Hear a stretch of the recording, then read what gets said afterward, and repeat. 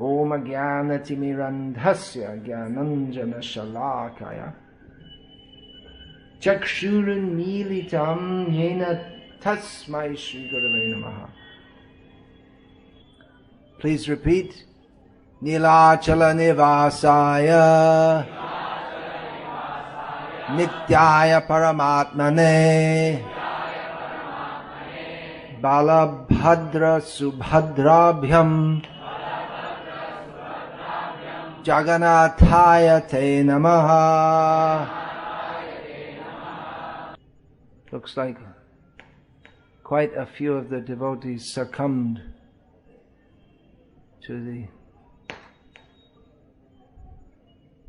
after breakfast prasadam syndrome. Causes unconsciousness. Right? It's a medical syndrome. Usually goes away by itself without medicine after a couple of hours. After which time it's time to take more prasadam. Looks like they took my advice to take prasadam up to the neck seriously. I wish I could take all the instructions seriously and not just that one. So, as I said a little earlier, this is Puri Dham is uniquely multicultural. Multicultural and is monocultural also. There you go, that's Hinduism for you. Can't work it out at all. You don't even know the term multicultural because it's just so much part of Indian life that it's like you don't even think about it. But in the West it's something they're thinking about. All different cultures come together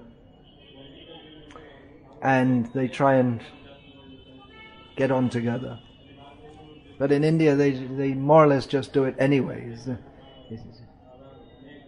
There's no big issue about whether you're a Tamil or a Marathi or whatever. Everyone just lives together. So there are various strands of Hinduism and everyone comes to Puri. Yesterday as I was chanting on the roof of the lodge in which I'm staying at Chaitanya Gauriya Math, there was a man doing a part reading from Guru Gita, Datta. He's a Dattatreya with full bhasma.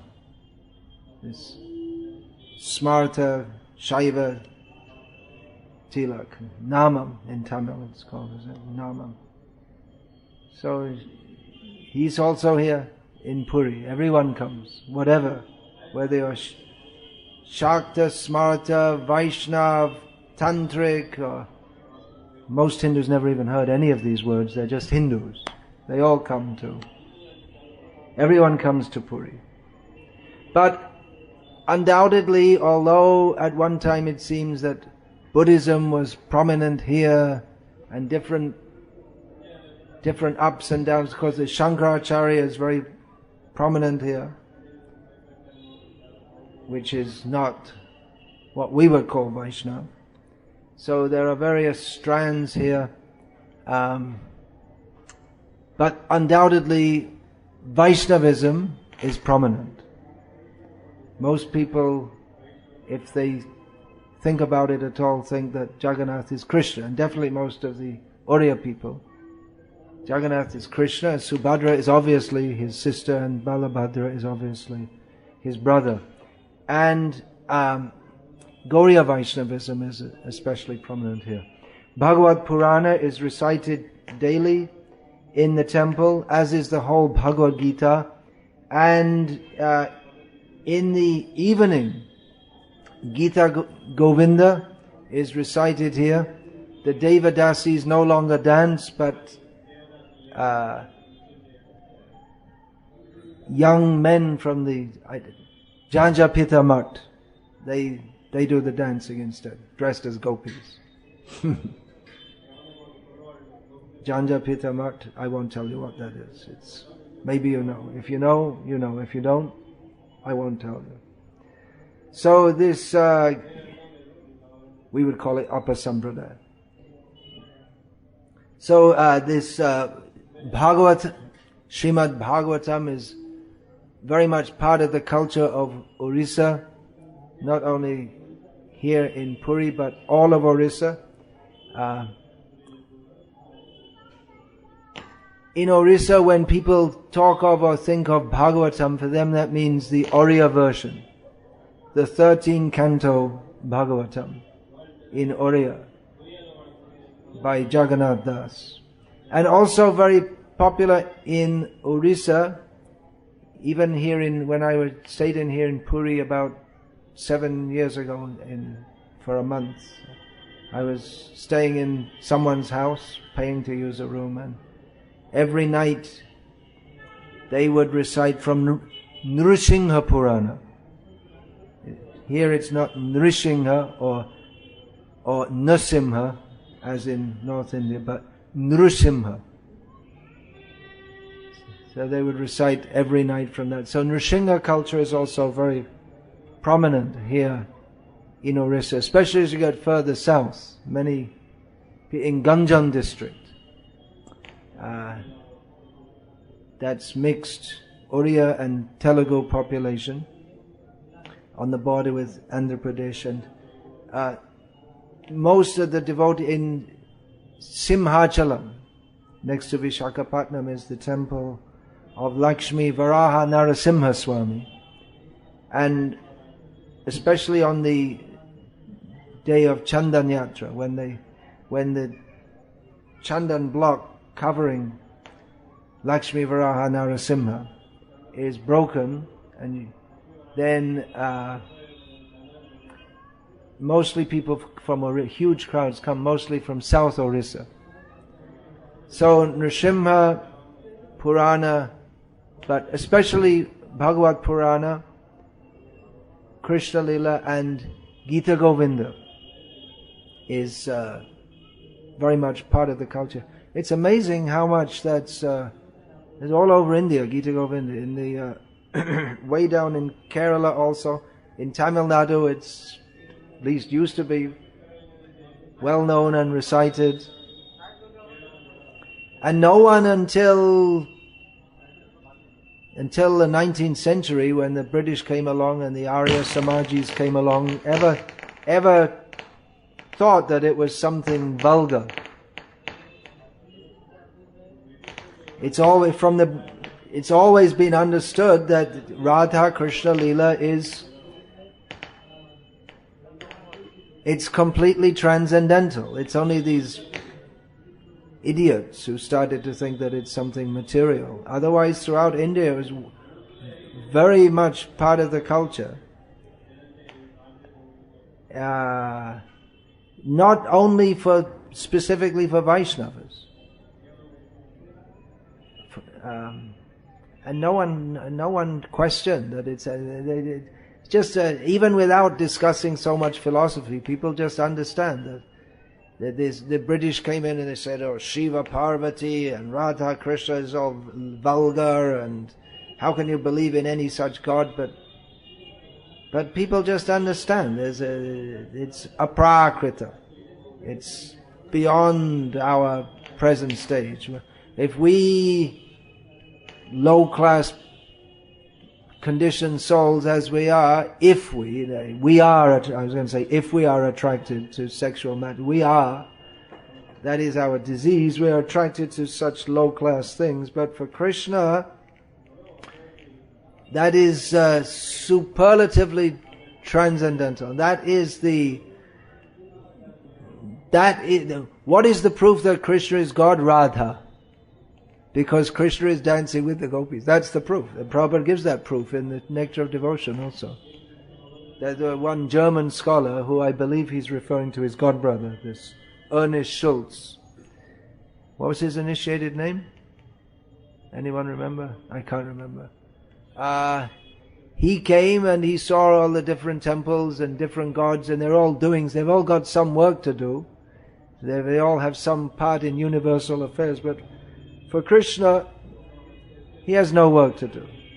Name karmani limpanti, name karma phale spriha. Even he works, but that's only even as Vishnu he works. Even that is the work he does. He just looks. That's just by his looking. He brings, and by sleeping. That's his work. He's the Indian government officials are all Vaishnavas. They're all imitating Vishnu. Just by sleeping, he makes the whole universe come into motion. And he doesn't take any bribes also, so that's the difference. And by his looking, he injects everything into the cosmos. So, but Krishna, he's more excited. Krishna hardly sleeps. Vishnu sleeps a lot. That's yoga nidra, not tamagun. But Krishna, when does he sleep? Only a little bit. Most of the night when his mother thinks he's sleeping very nicely, he's outside in the forest.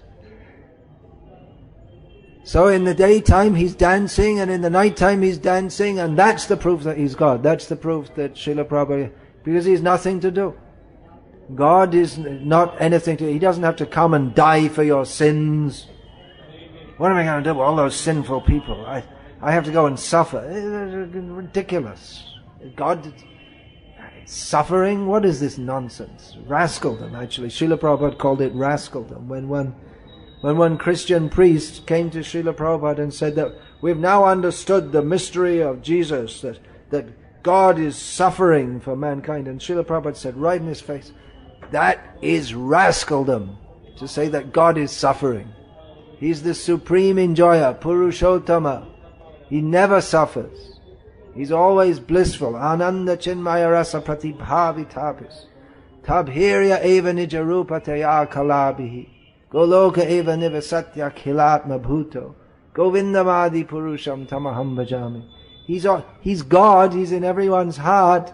He sees what everyone is doing. He's supervising the universe and all these things that you expect God to do. But apart from that, the real thing that he's doing, that's his own internal matter. He's simply enjoying. So this Gita Govinda is a description of Krishna's most intimate, transcendental enjoyment. And that is recited daily here for the pleasure of Jagannath. So Vaishnavism is the predominant strain of what some people would call Hinduism. Jayadev Goswami, the author of Gita Govinda, we say the author, but technically that's correct, that he wrote it down, but it's more like that he's a rishi. The rishis, they are mantra drashta. They see the eternal mantras of the Vedas, which are ever existing. Some are revealed at some point in time and some are not revealed. So Krishna imparts that knowledge to Brahma. Brahma gives that to others, and that is handed down in human society. Some become lost, and then the rishis, they by their purity, they reveal those, the eternal mantras, they reveal. So the eternal mantras of the Vedas, rishis reveal.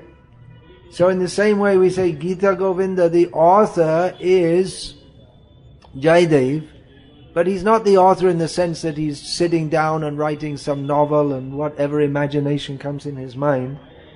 But he sees the eternal pastimes of Radha and Krishna, and he writes that. So Gita Govinda, the author is Jayadev, but it's eternal. It's nothing invented. So there's a controversy over the birth, where is the birthplace of Jayadev Goswami, and at least according to modern scholars and especially Oriya scholars, but it seems to be fairly well settled. It was in what is it? Kendra Bilva Kendra, close to Puri. Although according to some, that's Micah, Bhaktivinoda Thakur says he was born in Bengal in Birbhum district. It seems certain that he'd spent some time in Navadvip and then later he came to Puri. So whether he was born, anyway, it doesn't matter that much where he was born. But this is more than other parts of India. Gita Govinda is still very much part of the culture of Orissa. And I haven't spent much time in Orissa for quite a few years, and everything all over the world is getting worse all the time. But it used to be that in the morning from the pan stalls, the first thing in the morning they'd play, I heard here just now also at some little hotel or whatever, they'll play Vishnu. I heard that Vishnu Sahasranama was being played, and well, that was common. There would be songs of Jagannath by Shalabeg and Gita Govinda. These would be it's very much part of the culture. One devotee from Orissa, who was that? I'm just trying to remember. I can't remember now. He told me that in his childhood, in every village in Orissa, there was a kirtan group, and Narottam songs were also very much part of the culture. Even though they're in Bengali, Oriya people can understand Bengali pretty much. It's very, very similar language, although the script is completely different. Almost completely different, but the language is the same. Not the same, but very similar.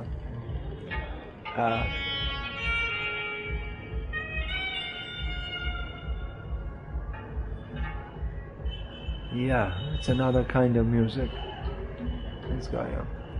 So that was common. It wasn't common. It was in every village. And there would be, if you say common, that means it's in some places, in many places, but in some not. But it's better to say that it was universal.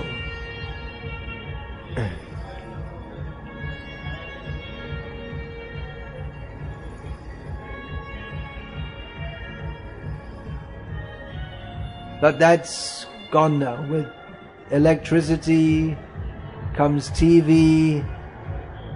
The kirtan is finished. It's more exciting to watch someone in a drama punch someone else in the face and then the other person pull out a gun and shoot him dead and then have kirtan. We don't believe that, but that's what's happening. That's why in our projects we say, no electricity. Electricity means less kirtan. Less kirtan, more maya.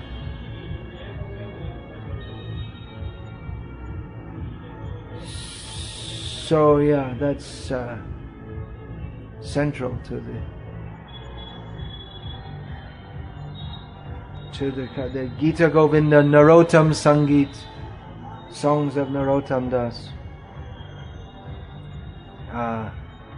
Yeah, that's just at night. That's Gita Govinda is sung to Jagannath just before he pretends to go to sleep, just reminding him what he's going to be doing. He doesn't get much time to sleep here because the devotees are always feeding him. He's eating from early morning till late at night.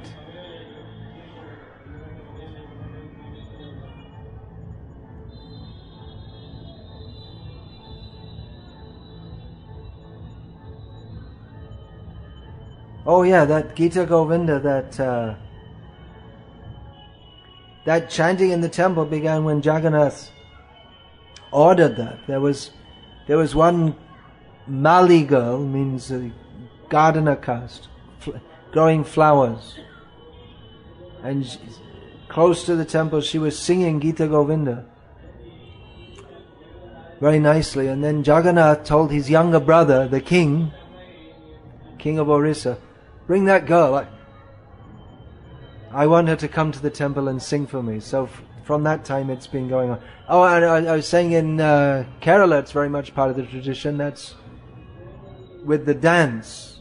So not only in the temple, but this dance culture is, traditional dance culture is very famous, of course, in Kerala, and also here in Odisha, Odissi dance. So a major theme of that is Krishna Lila, of course. Beginning with the Dashavatara. The Gita Govinda begins with Dashavatara Stotra. Almost begin. There are a few verses at the beginning.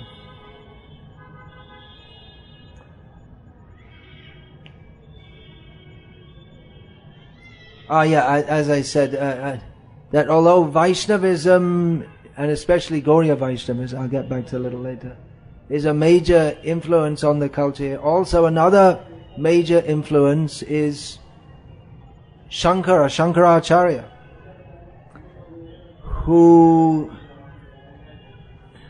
established one of his mats here in the four corners of India. He established his major mats. So here in Puri, that's called Govardhan Mat. And it's amazing what Shankaracharya did. He traveled so widely in such a short time and had such an influence. And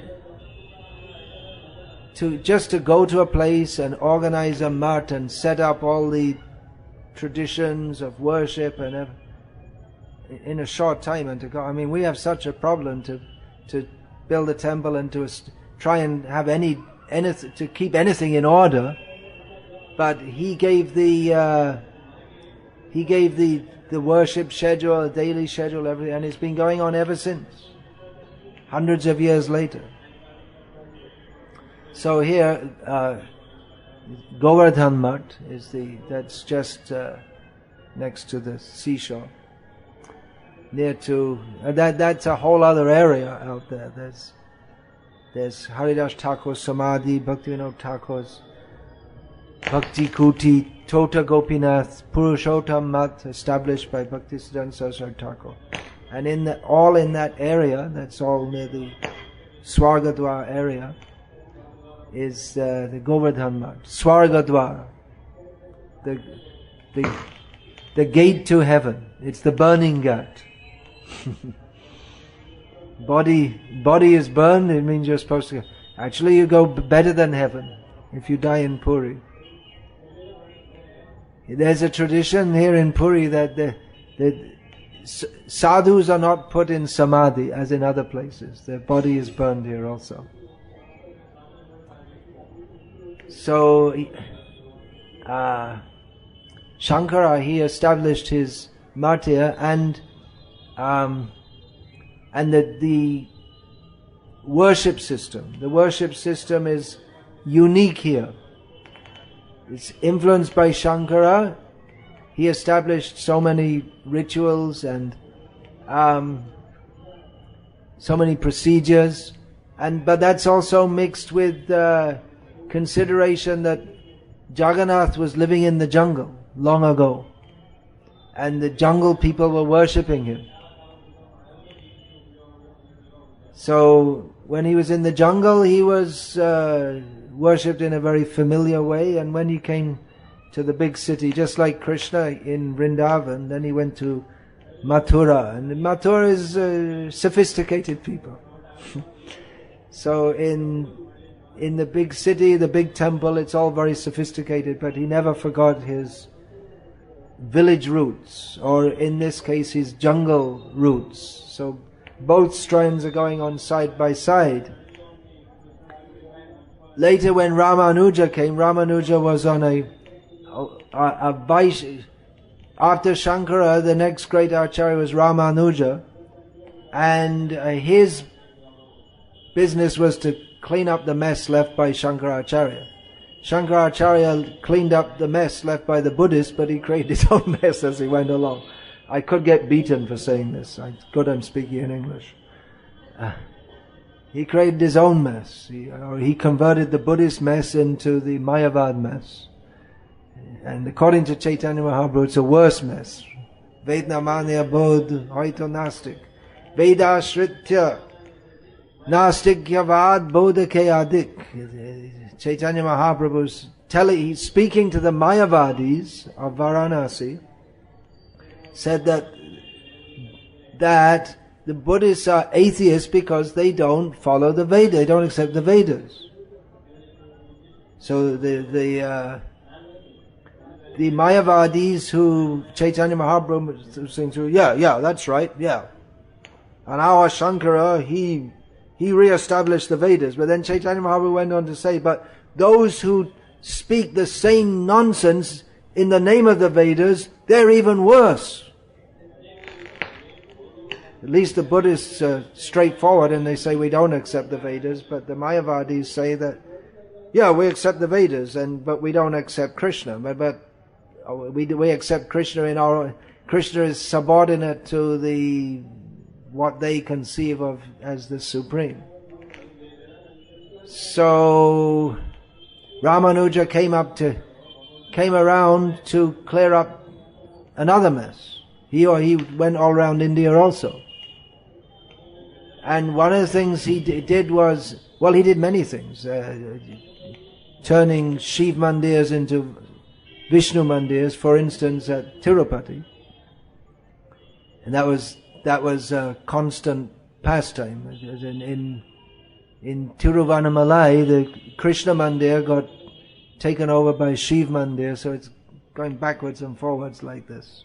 It's about time we reconverted that into a Vishnu mandir. Who wants to preach in Tiruvannamalai? That's what our acharyas did. Ramanuja did that. Anyway, so he preached that, okay, Advaita, that is, Ramanuja preached, Advaita, that is there in Shastra, undoubtedly, but Vishishta Advaita. It's not just, it is all one in one sense, but that one is Vishnu, and we're all related to him with our own Vaishishta, our own individual characteristics. So Ramanuja, when he came to Puri, he wanted to change the system of worship here, which is unusual. The two systems of worship acceptable for Vishnu are Vedic and Pancharatric. And the worship of Jagannath here could be doesn't fit into either category. So Ramanuja wanted to change all that, and he took rest one night with the idea the next morning I'm going to go in and change it. He's Ramanuja, he can do things like that. But he didn't, because Jagannath thought, I like it like this. And so he sent Ramanuja, you go and I'm down there in Kurmakshetra also. You go and do something, you go and change the system there. Don't do it here. He kicked him out overnight. Well, now I get beaten by the Ramanuja Sampradaya also. He transferred him. Ramanuja went to sleep in Puri. He woke up in Kurmakshetra. He woke up and said, no, you have to change all the system of worship. So, he's in a different place. So, Shankara's influence is, it's very strong, which means that The Vaishnavism, but as in many places, people, they worship Vishnu, but especially they worship Vishnu, but it's in Bengal there's one sampradaya, Shankara Mot Gaurange Pot. They do kirtan and they but their philosophy is Mayavad. So it's something like that over here also. If you speak with local pandas or whatever, and that's very widespread also, like Ramanandis in North India, they're all big tilak, Ram Bhaktas. If you speak with them, their idea is that the Ram is a manifestation of, as soon as you say that, you know that they're off. Whatever they say after that. He's not a manifestation of anything. Everything is a manifestation of him. So it is largely influenced by that. But at the same time, we shouldn't be totally dismissive. Because Jagannath accepts. And although we don't like that philosophy, Chaitanya Mahaprabhu himself doesn't like it, as he states. We'll find in Chaitanya Bhagavat, he doesn't like Mayavad at all.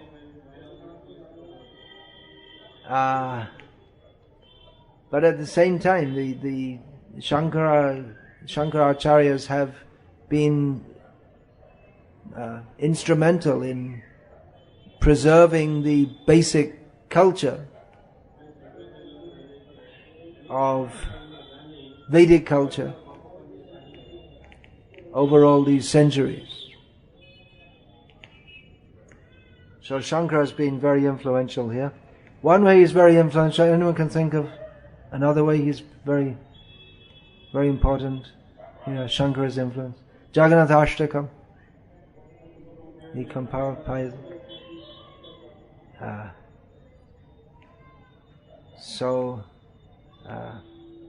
we've heard it's not in any of the biographies that we accept as authorized, but it's the tradition that Chaitanya Mahaprabhu would also regularly recite this Jagannath Ashtakam.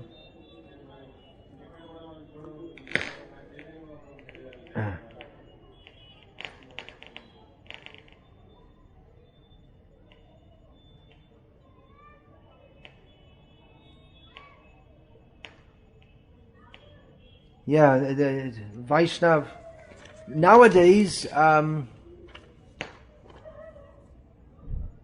in Puri, the Vaishnav presence, the strong Vaishnav, clearly Vaishnav presence is that of the Gauriya Mats. So that's fairly recent.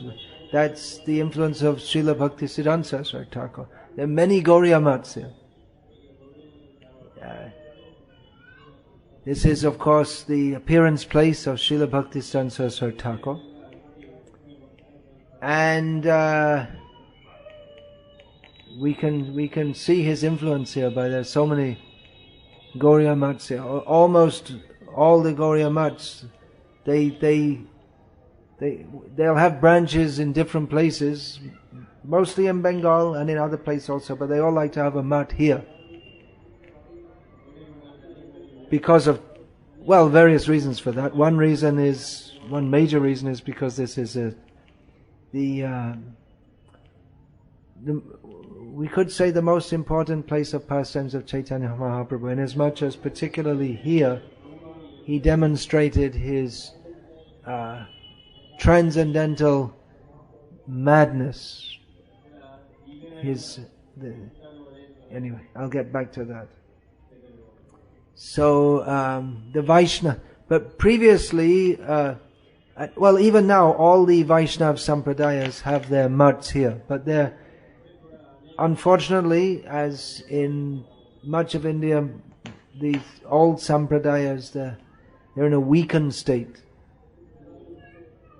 So they're not so that I also wanted to say about Jagannath culture. It's also, it picks up things over course of time also, so that they can incorporate things also. Just like this, Jagannath himself ordered for the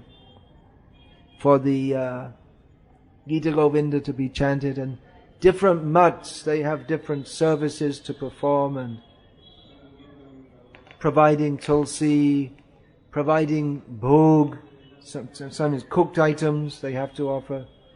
And it is, over the years, they under certain terms they'll allow, or different mutts will be asked to do different services like this. There's like this Janjapita mutt. It's a modern mutt. It's how old? Not much more than 100 years old. So their members dance for Jagannath. That was introduced there.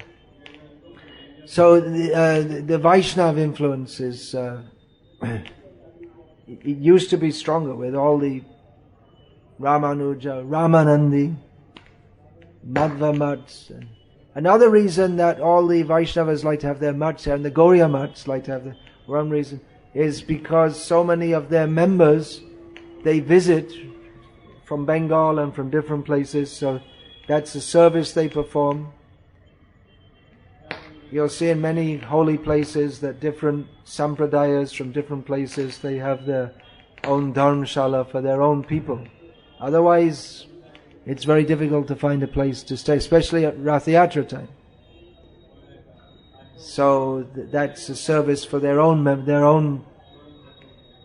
members like to have their own mutt here, so that they have a place to stay, and they can get prasadam according to their convenience. So I'm not saying it's you could say it's a material arrangement, but it's for the sake of serving the Lord. Arrangements have to be made also. Just like some of the devotees here are, some of the most active devotees at all these festivals, you'll never see them. How is it that they're the most active and you don't see them? They're in the kitchen, working hard, literally day and night. Or some of those who are not at the programs, they'll be running around here and there. During these festivals, Hare Krishna Prabhu, it doesn't sleep, practically, because all night people will be arriving. He arranges their accommodation and this and that, and during the day there's innumerable things for him to do. So, when we say that the different religious groups want to have their mutts here for their convenience so they can get prasad, it's not material. It's an arrangement so that they can come here and serve Jagannath, have his darshan and all this. For those who came late, Hindi anuvad ho raha hai, us gate ka bahar. Telugu, us kone mein akra. And Tamil in the hotel.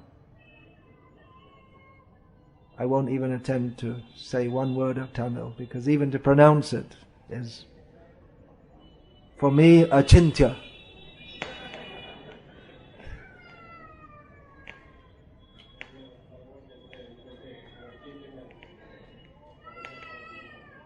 I'm not sure how my attempted Telugu pronunciation is, or Hindi for that matter. So, another reason that Puri is so important, in what we can say is the capital of Vaishnavism. What is that? Some people say Vrindavan, some people say Navadvip, some people say Dwaraka, some people will say Srirangam, some people say Tirupati. What's the most important? It's very difficult. Who will say what's the most important? They're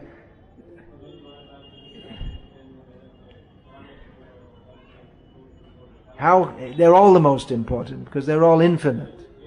And when you get to infinity, then how can you say one's more important than the other? Although you can have something which is more infinite than something else. That's also possible, mathematically. So I'm told. It's not, I told you that the other day, right? So it's not difficult to understand. But Puri, well, this Dashavata Kshetra, from that sense, and from another sense, because, I'll read out the verse, I should have learned it, but I'll read it out, I can hardly see it. Sampradaya vihina ye mantraste nishvala mata atak kalo bhavishyanti chatvaro sampradayena. From Padma Purana, stated that recitation of any mantra will not be effective unless it's received in a sampradaya. And therefore, in Kali Yuga there will be bhavishyanti. This is spoken before Kali Yuga began. There will be 4 sampradayas, and they are named Sri Brahma. We can tell that to Venuguri Krishna. It says right here in Padma Purana. Sri Brahma Rudra Sanaka Vaishnava Kshiti Pavanaha Chatvaraste Kalo Bhavya Hyutkale Purushottamat. There will be 4 sampradayas. Sri Vaishnav, Sri Sampradaya coming from Lakshmi, Brahma Sampradaya coming from Brahma, Rudra Sampradaya coming from Shiva, and it says here Sanak Sampradaya. So that's Ramanuja Sampradaya, Madhva Sampradaya, Vishnu Swami Sampradaya, and Nimbarka Sampradaya. So all of these Vaishnav Sampradayas, they are Kshiti Pavanaha. They are all these Vaishnavas, they are purifiers of the earth. And in Kali Yuga, they will all manifest in Utkal. The Puranic name of this area is Utkal.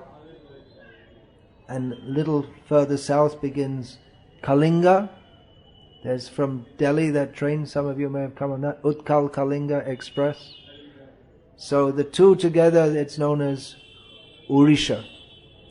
So Utkal Purushottamat, they will all spread from Utkal, Orissa, Purushottam, means Purushottam Kshetra, from here, right here, from Puri.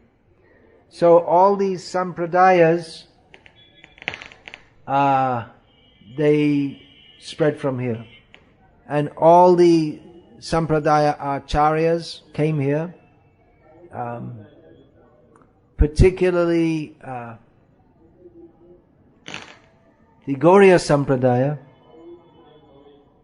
is really spread from here. The Chaitanya Mahaprabhu's preaching began in Navadvip. Shuno Shuno Nityananda Shuno Haridas Shabatra Amaragya Karaha Prakash Pati Ghari Ghari Giya Karo E Bhikha Bhaja Krishna Balo Krishna Karo Krishna Shikha.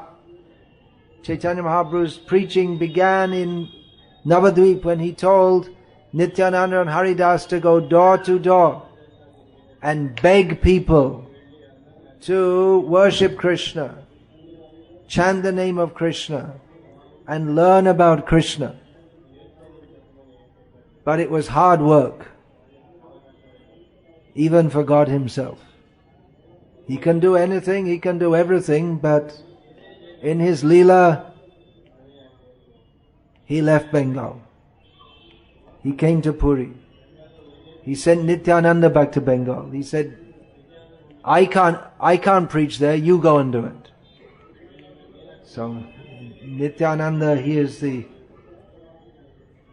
the one who all preachers have to pray to, because and he's so many reasons. Nitya Karuna Habe Braje Radha Krishna Pabe.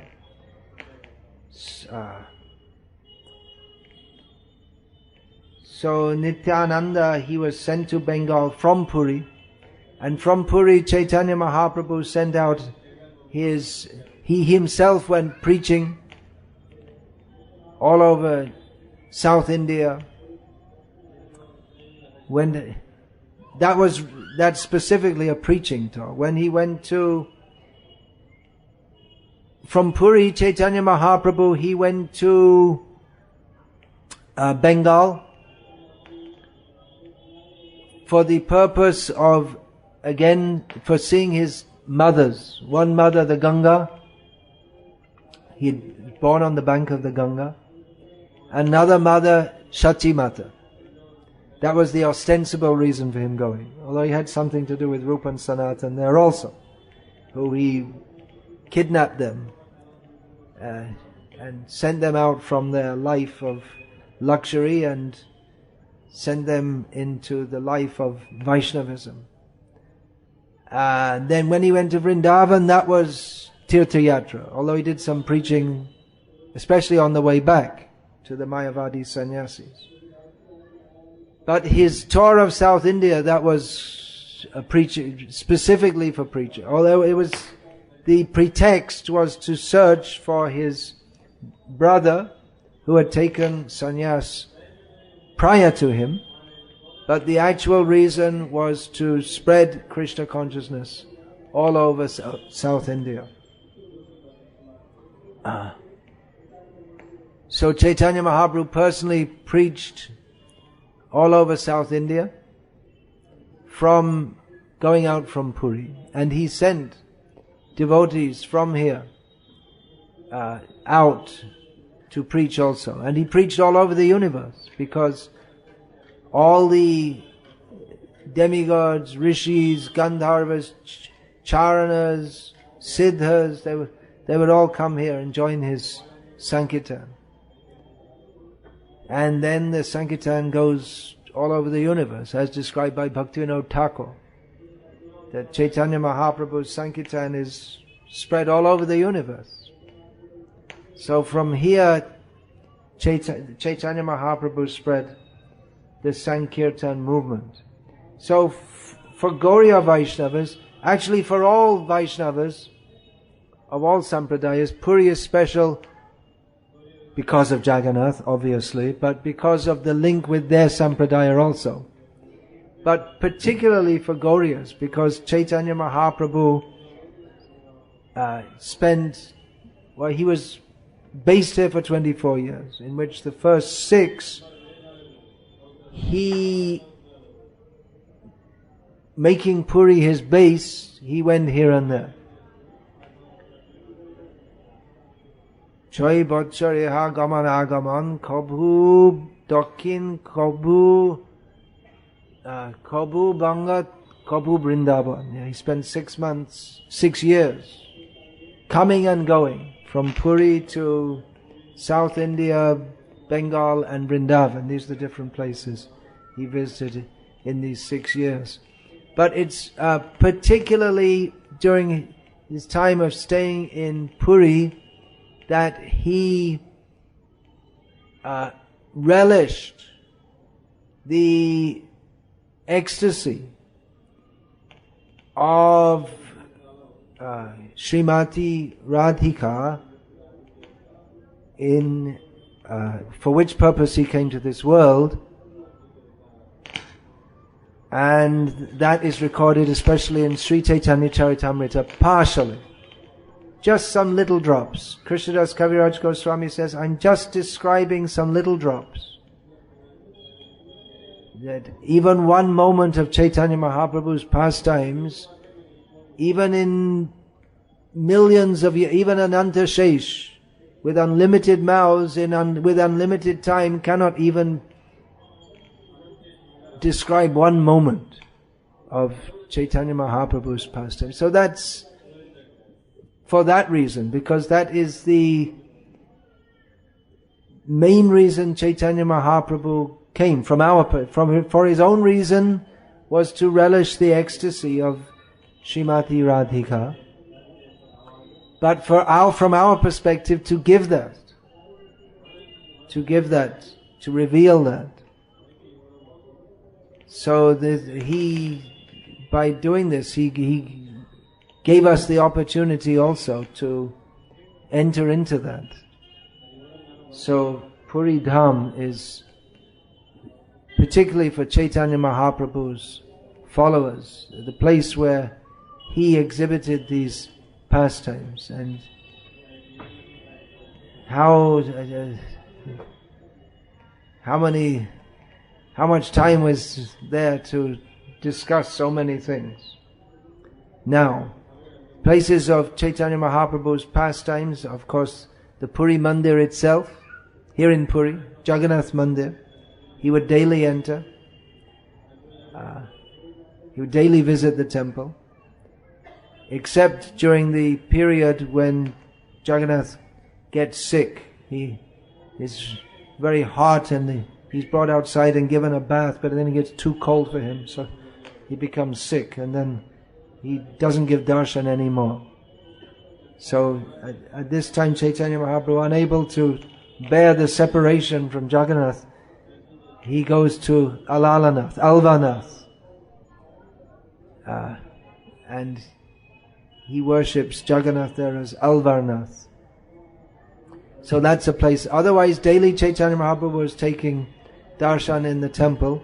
His place of residence in the house of Kashi Mishra, the Gambhira, that is there.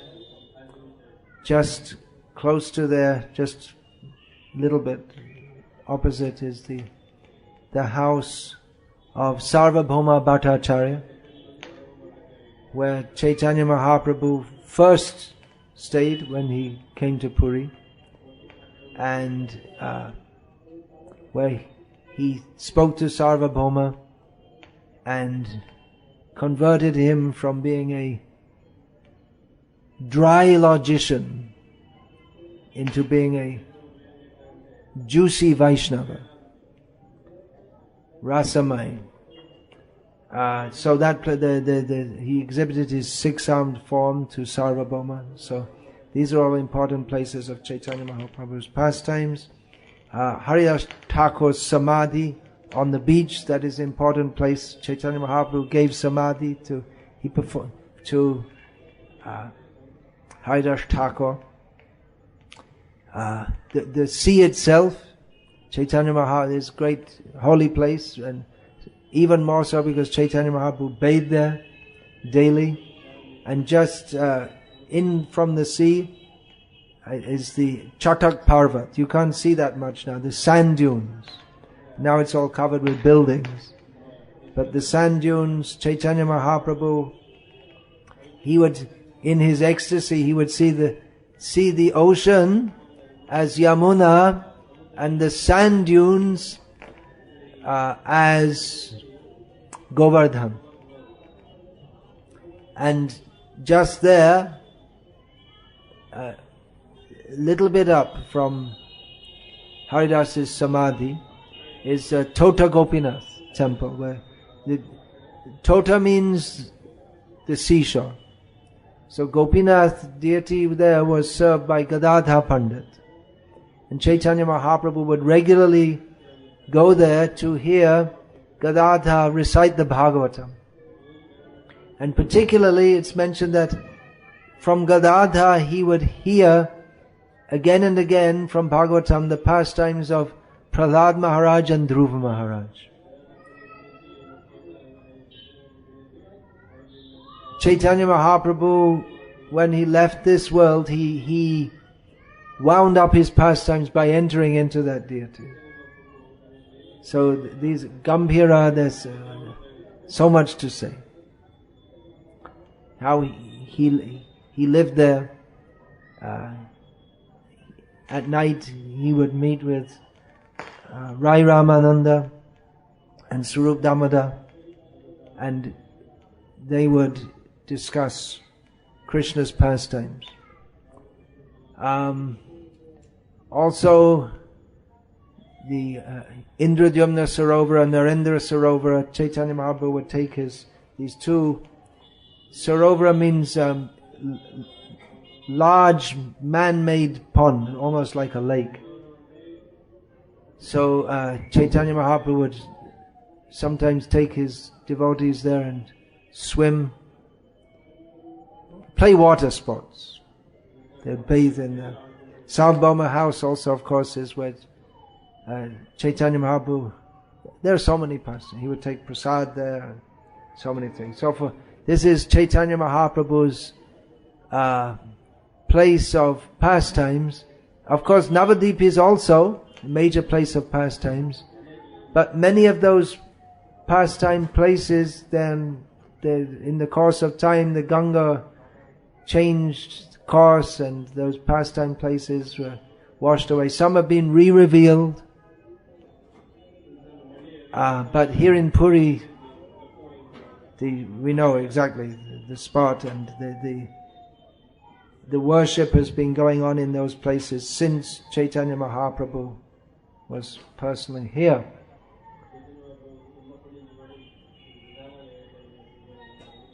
So it was particularly here that Chaitanya Mahaprabhu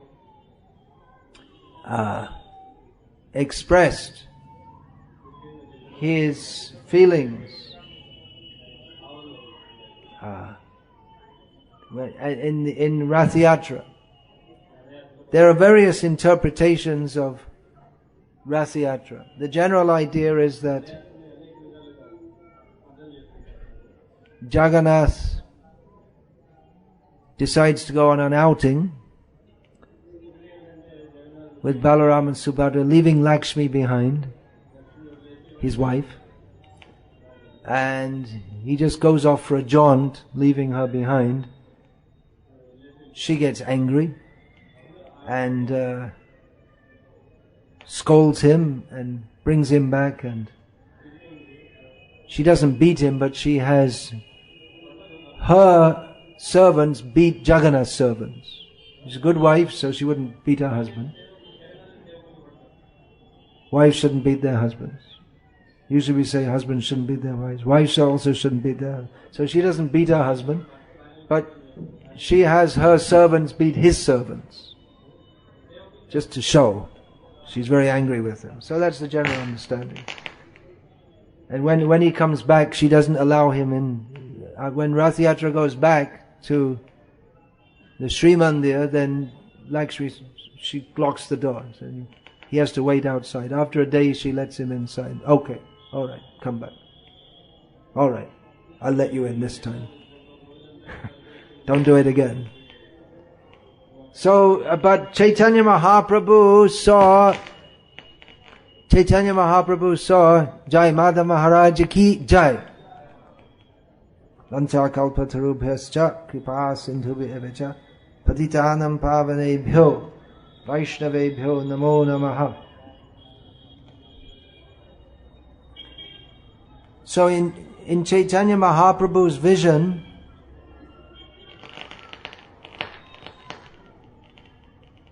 at Kurukshetra, the Vrajavasis, they saw Krishna after a long time.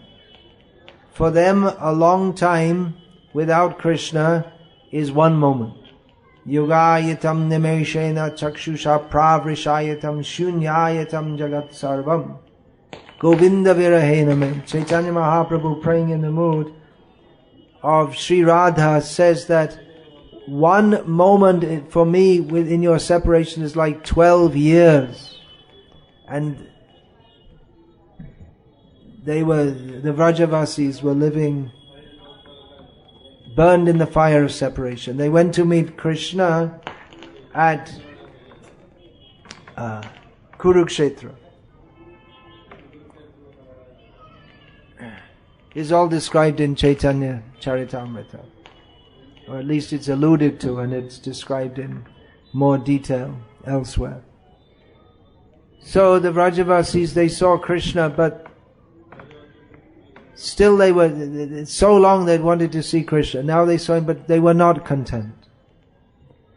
Because for them, Krishna is not as they saw him there, coming from Dwaraka, with decorated in the costume of a king, with very awe-inspiring, with many horses and elephants and soldiers, and just like a Kshatriya. So they weren't very content, and they wanted to bring him back to Vrindavan, especially Chaitanya Mahaprabhu, in the mood of Srimati Radharani, wanted to bring Krishna, Jagannath, to Vrindavan. So in Chaitanya Mahaprabhu's ecstasy, the Rath Yatra festival is bringing Krishna from the... Hare Krishna. We have a backup mic. Power off, lekin backup mic bhi hai nahi. We have? Oh, okay. Battery. So Krishna is living in great opulence, and he's the Gundicha Mandir is Vrindavan, and Chaitanya Mahaprabhu wants to take him there.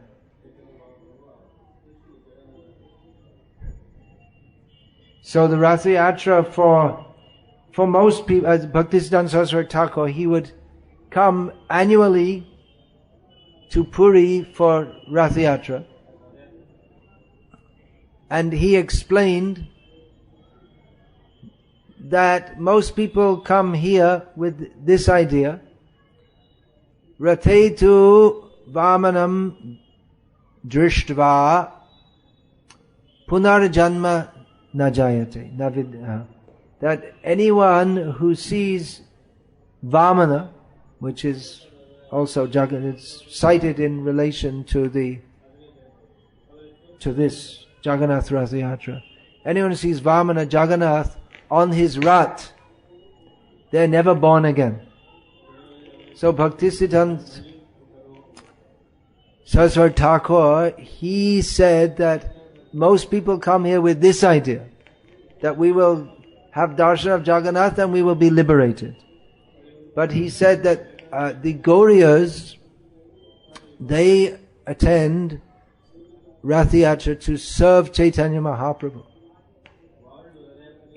to assist him in his bringing Krishna. So pulling the Rath is assisting Chaitanya Mahaprabhu. But actually we can't assist. He'll accept our service, but that's also stated in Sri Chaitanya Charitamrita, that Chaitanya Mahaprabhu, he personally organized the kirtan and dancing parties for Jagannath. He would say, this one, who is a good kirtan leader, he should lead the kirtan. This one should play mridanga. This one, there was dancer, someone who was appointed specifically for dancing in each party. And Chaitanya Mahaprabhu himself danced. He would dance in all the parties simultaneously, although not everyone could see that. But then at some point, sometimes Jagannath just stops and then he won't move. And everyone's pulling. They can't move. What's wrong? There's some rock on the road, or the cart wasn't made properly, the wheel has got stuck. What's going on? Prataparudra Maharaj, who's the king, he was really the king at that time. Now the king of Orissa is what do we call that? Formal post? What's the word for that? It's yeah, there's some more. There's a better word than that. It's a formal post with he has no power. But Prataparudra was really the king of Orissa. He was the ruler. So if he had a big strong men come to pull, wouldn't budge. Then he had elephants. Elephants were very much part of the culture. And especially the kings had the strongest elephants for fighting. So he got the elephants to try to push from behind. And their mahouts, the elephant drivers, with their ankush, they were hurting the elephants to make them push. And the elephants were screaming in pain and pushing as hard as they could.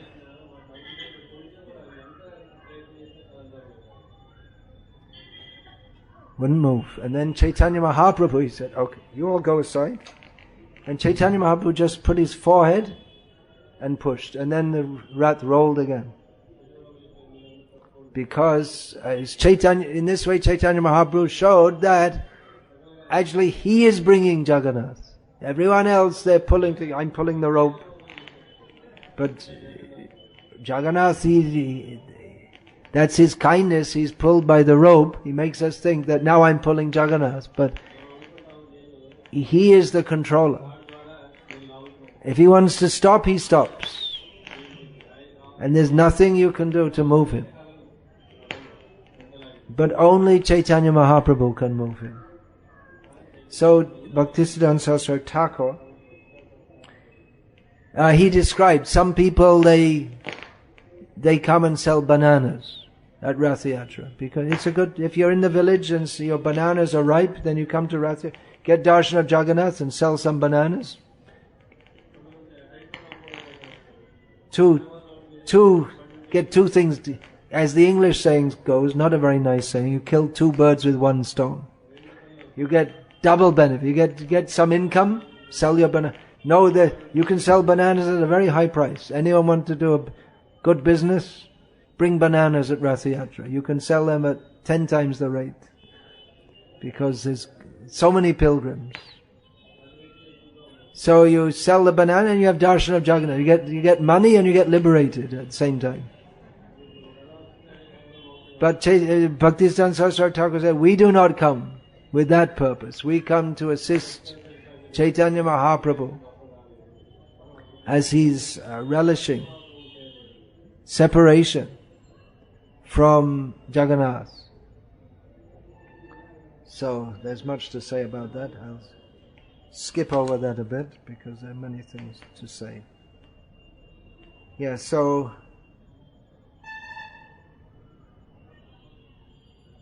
the influence of Chaitanya Mahaprabhu is obviously lasting influence. The people of Puri and of Odisha, they know Chaitanya Mahaprabhu. As I said, in every village there used to be kirtan groups who would sing the songs of Narottam Das.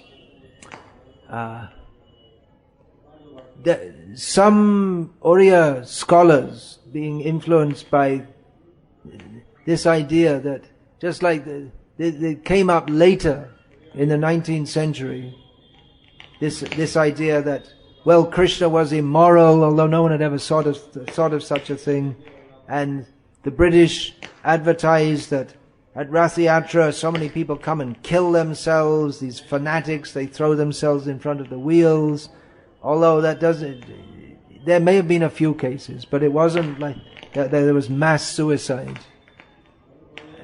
The British accounts, they always describe deities as some monstrous, horrible thing. They're very impious people, actually, who many of them came to India and they had this idea that Hinduism or worship of deities, it's something of the devil. So they're actually very offensive.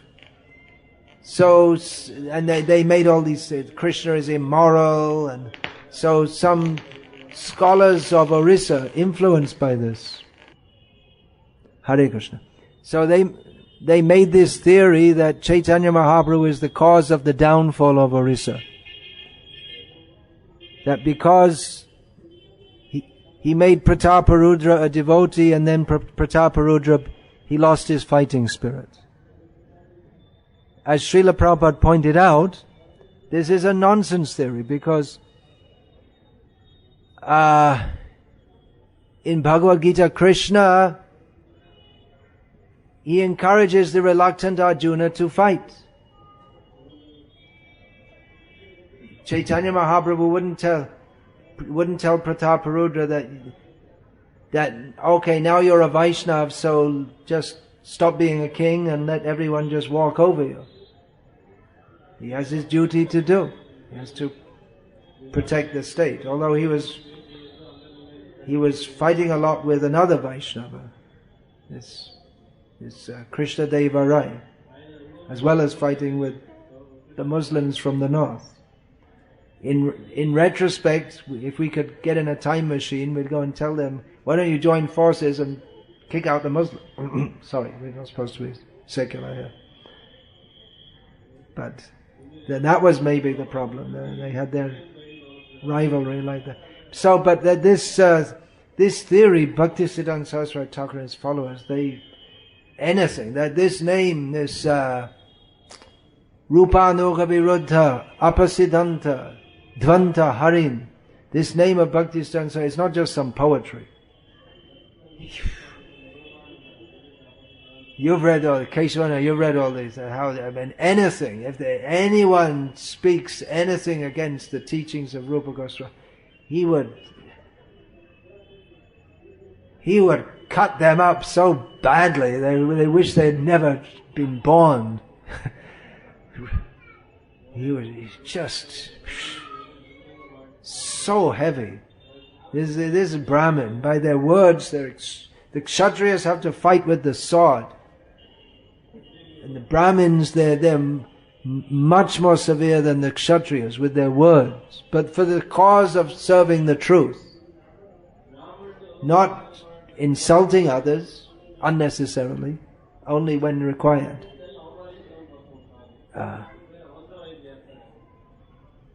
So Chaitanya Mahaprabhu is well known and appreciated, except by some offensive people.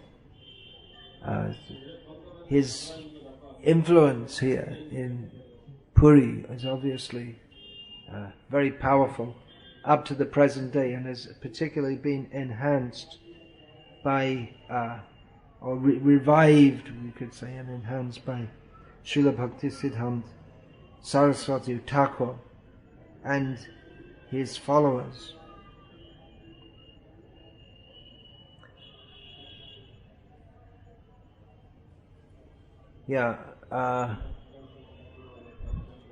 According to Jayananda's Chaitanya Mangal, which is a biography of Chaitanya Mahaprabhu, which Bhaktisiddhanta Saraswati Thakur and Bhaktivinoda Thakur, they didn't accept as authorized. But it doesn't mean that we don't accept everything. It's not that we reject everything in it. So that's widely accepted that Chaitanya Mahaprabhu's forefathers, they came from Jajpur in Odisha also. From there they migrated to Srihatta in Assam, which is now part of, traditionally it's part of Assam, but now it's part of Bangladesh. And from there, after just a few generations, Chaitanya Mahaprabhu's mother and father both came from there to Navadvip, as did many people. Many Brahmins came from Srihatta to Navadvip at that time, including Srivas Thakur, Advaita Acharya. So the people of Orissa also feel close to Chaitanya Mahaprabhu as being one of them. So in this way, Chaitanya Mahaprabhu, by having his forefathers come from Orissa, he endeared himself to the Oriya people. By being born in Bengal, he endeared himself to the Bengalis. Throughout Bengal, and especially in Navadvip, you'll find people love Chaitanya Mahaprabhu. Even many people are communists and they're atheists in Bengal, but they still love Gauranga. They say he was the best communist. See, he mixed with all the Brahmins and the low class people, and he was a real communist. They can't speak against him. They still love him, which means they're not really atheists at all. They're trying hard. Some of them are trying harder than others. Some of them are doing a pretty good job of it. And anyway, I don't want to speak about that now. But Chaitanya Mahaprabhu is loved by the people of Odisha, and they think he's also... Actually, those Bengalis, they think he's Bengali, but he's one of us.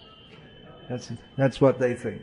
So, whatever way, in any way, anyone has attachment for Chaitanya Mahaprabhu, they are dhanna. They are fortunate, glorious. Yeah, of course I said that Bhakti Siddhanta Saraswati Thakur, he appeared here, which means also that Bhaktivinoda Thakur was here. And Bhaktivinoda Thakur, his forefathers, that's clearly from Orissa. That Choti, that village near to Kendrapara. Choti, actually there are two villages, Choti and Choti Mangalpur.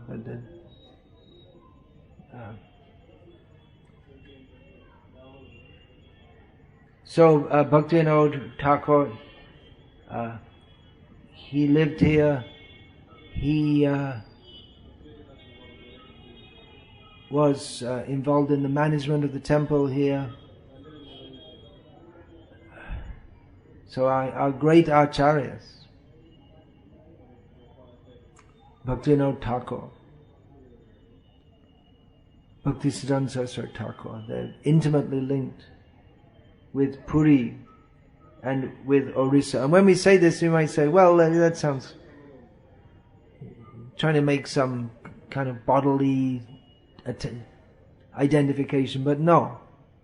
We should always remember, Sri Gaura Mandala Bhumi Jeba Jane Chintamani Tar Hoy Braja Bhume Bash. Whoever knows that the land of West Bengal is spiritual, such a person lives in Vrindavan. So it may not look very spiritual, but it's all the place of Chaitanya Mahaprabhu's pastime. So similarly here, Puri, the whole Shri Kshetra, Jajpur, these are all completely spiritual places. So when we say that Bhaktivinoda Thakur is closely associated with Puri, that's both in the sense that we can say in his manifest pastimes in the world, he was here from such and such a time and he did this and this, but it's also the eternal spiritual relationship, because Puri is the geologists, they might speculate how this soil was formed in the, I don't know, what do they say, Paleo something period, Paleolithic period. I don't know if any soil was formed in that period. And there's the Himalayas are new mountains, they're only a few million years old, formed by when the different parts of the land came together and then they pushed up. They have their theories, but anyway, this land is spiritual, it's eternal. Before the Big Bang, that's the question is asked, what was there before the Big Bang? And the scientists say, well, we don't know. And we probably never will know. We know. There was Puri, there was Vrindavan, there was Navadip.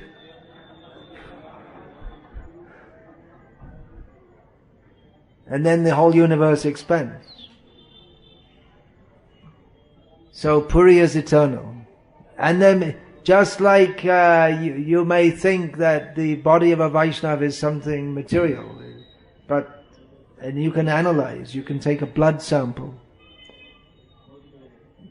and say there's so many, this cell and that cell and hemoglobins and so many things. So you can analyze also Puri from the soil it appears this was deposited here. Maybe, that's an important scientific word, maybe, one of the most important words.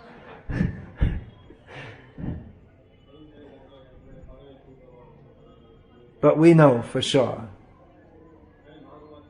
whatever they say, that this is completely transcendental land, and it may be that it appears to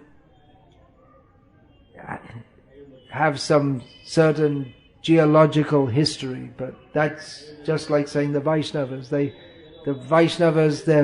They're born in such and such a place, and then he got sick, he had a fever. This is just material vision. Srila Prabhupada himself, of course, was very much attached to Jagannath. At the age of 5, he started Jagannath Rath Yatra. He insisted. He was a very strong personality. Even from the age of 5, he harassed his father so much that his father had to arrange for a Rath cart to be built and a whole festival, and all the local women cooking preparations. He was a preacher and an organizer and a pure devotee, right from the very powerful person. At the age of 5, he got all the local families involved, and he was organizing a Jagannath Rath Yatra at the age of 5. And later, of course, he organized that all over the world. And he described that he was in his childhood, he was always waiting for the opportunity. He was saving money so that he could go on the train to Puri. He always wanted to come. Just toward the end of his manifest pastimes, Srila Prabhupada, he stayed in Bhubaneswar for a month. At that time, where our temple is, it was just open ground with snakes, and Srila Prabhupada lived in a little hut at this time. He had so many plush apartments all over the world, very opulent temples with very opulent facilities. Some of you may have seen them in Bhaktivedanta manner, just like the lord of the castle. In New York, he had very aristocratic facilities also. Unfortunately, that building has been sold. In Melbourne, in Australia, first-class facilities.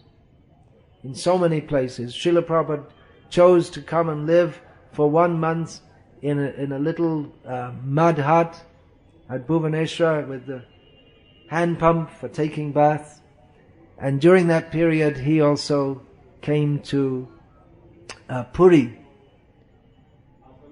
And at one time he went to bathe in the sea. He was exhibiting the pastime of being weak and sick, so he just stood, and then he had his disciples. They would lift the water from the sea and pour it over him. So they gave him the abhishek of the seawater, which is all the holy rivers come there. That's the Chaitanya Mahaprabhu where he bathed. So Srila Prabhupada, he actually when